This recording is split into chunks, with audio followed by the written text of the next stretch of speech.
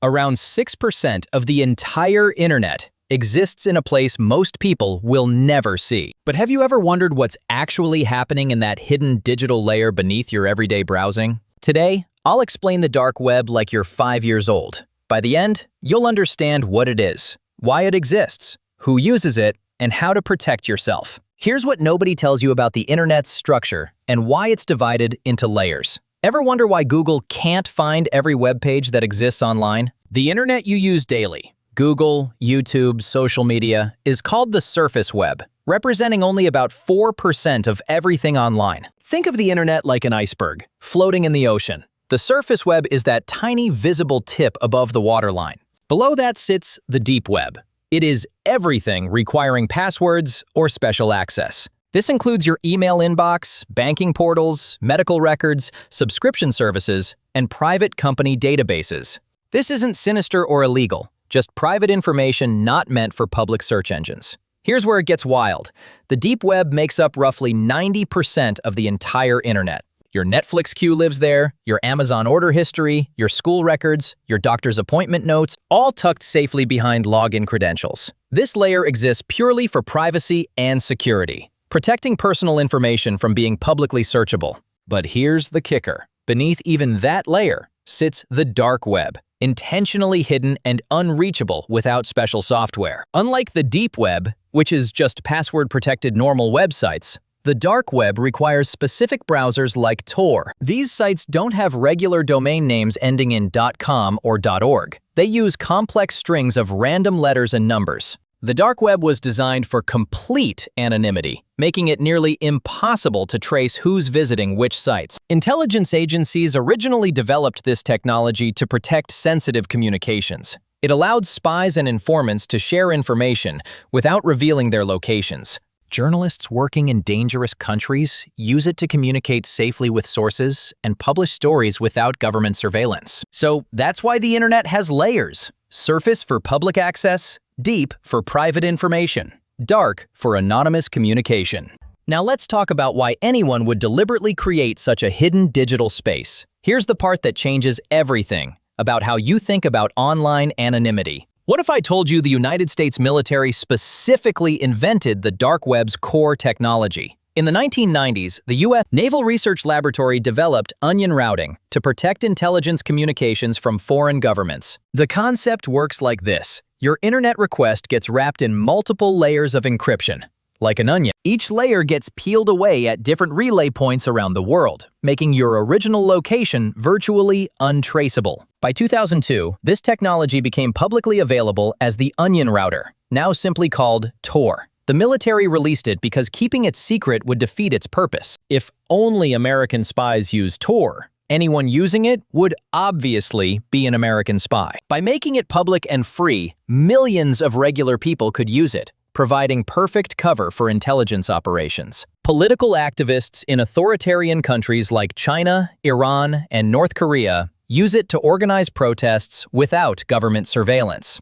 Whistleblowers use it to leak evidence of corporate fraud or government corruption without exposing their identities. Get this, Facebook actually operates a dark web version of their platform specifically for users in censored countries. The dark web version lets them connect with family and friends without revealing their location to government authorities. Libraries and universities maintain dark web mirrors of their resources so people in restricted regions can access academic research freely. Human rights organizations use it to communicate with people documenting war crimes without putting those witnesses in danger. Even major news organizations like the New York Times and BBC maintain dark web versions. This allows readers in censored nations to access independent journalism. That's the real game changer. The dark web wasn't built for criminals, it was built for freedom and anonymity first. This leads us to the obvious question about what actually happens in these hidden spaces. Now here's what most people miss. When they hear scary news stories about illegal dark web marketplaces, why does anonymity attract both heroes protecting democracy, criminals exploiting that same privacy simultaneously? The answer is simple. Anonymity is a tool. Like any tool, it can be used for good or terrible things.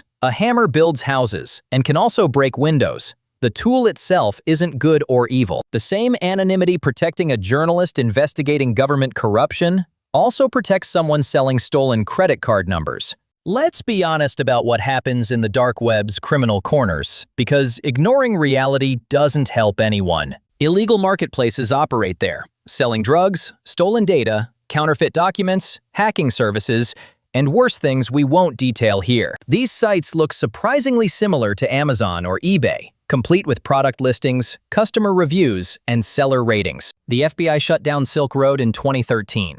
It was the first major dark web marketplace. Founder Ross Ulbricht received a double life sentence. But shutting down one marketplace didn't stop the activity. It just scattered users to dozens of replacement sites. Law enforcement plays an endless game of whack-a-mole, shutting down sites that simply reappear under new names. Plot twist, most actual cybercrime doesn't even happen on the dark web anymore. It happens on regular websites. Scammers don't need Tor to send phishing emails, steal passwords, or trick grandparents into sending gift cards. Most identity theft occurs through data breaches at regular companies storing your information carelessly, not from dark web hackers. The dark web's reputation far exceeds its actual size and impact on everyday people's lives. Remember, it's only 6% of the internet. Your Facebook password probably got stolen from a poorly secured company database, not from some hoodie-wearing hacker. Major breaches at Equifax, Target, Yahoo, and countless others exposed billions of records, all without any dark web involvement. Here's the crazy part. Researchers estimate that only about half of dark web content is actually illegal. The other half consists of privacy tools, anonymous forums, censorship-resistant libraries, and cryptocurrency resources. It also includes legitimate services for people needing anonymous communication. The media focuses on the scary criminal elements because whistleblower safely exposes corruption doesn't generate the same clicks. Dark web criminals sell your stolen data generates more clicks. And that's the missing piece. The dark web isn't synonymous with crime. It's synonymous with anonymity, which criminals exploit opportunistically. Which brings us to how this hidden network actually functions differently from the regular internet. Here's how it all connects between the technology enabling anonymity and the practical reality of accessing these hidden services. What does this mean for someone curious enough to actually visit the dark web safely? First, you need specialized software, most commonly the Tor browser, which looks and functions like regular Firefox or Chrome. You download it for free from the official Tor project website, install it like any normal program, and launch it. The key difference? Instead of your internet requests going directly to the destination website, Tor bounces your connection through 3 random relay servers. These are called nodes. The first node knows your real IP address, but not your final destination. The middle node knows neither. The exit node knows your destination, but not your real identity. Each connection gets encrypted multiple times, and the route changes with every session, making tracking virtually impossible. This process makes browsing slower than regular internet. Loading pages takes longer because your connection is literally traveling around the world. Dark web addresses look completely different from normal websites you're used to seeing. Instead of Facebook.com, you get something like Facebook core www.onion.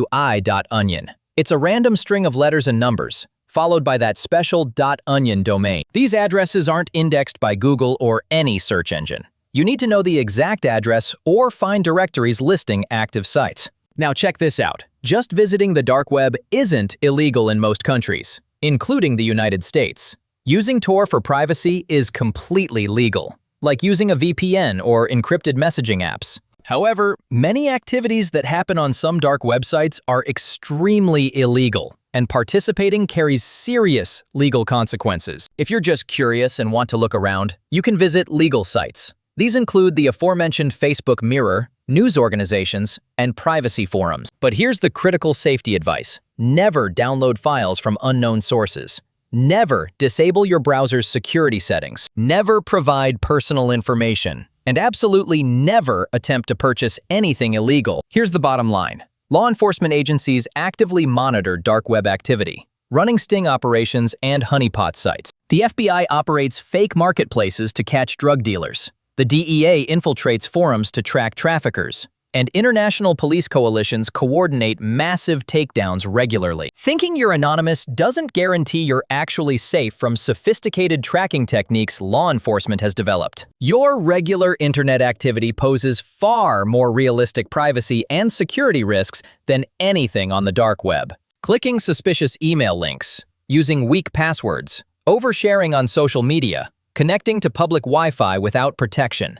These everyday habits compromise your security. They compromise it more than the dark web's existence. That's why this matters. Understanding the dark web removes the mystery and helps you focus on real security threats. So here's the complete picture we've covered about the internet's hidden layer. It was created by the US military for secure communications and now serves journalists, activists, whistleblowers, and yes, criminals, exploiting that same anonymity. Half of dark web content is legitimate privacy tools and censorship resistance, while the other half includes illegal marketplaces. But here's the truth. The dark web probably doesn't affect your daily life, unless you deliberately seek it out. Focus instead on basic security hygiene. Use strong, unique passwords, two-factor authentication, skepticism about suspicious emails, regular software updates, and careful social media sharing. These simple habits protect you far better than worrying about dark web hackers targeting you. So, what do you think? Is the dark web a necessary tool for freedom and privacy? Or does it enable more harm than good? Drop your thoughts below. Share especially if you think anonymity is a fundamental human right, or if you believe it creates more problems than it solves.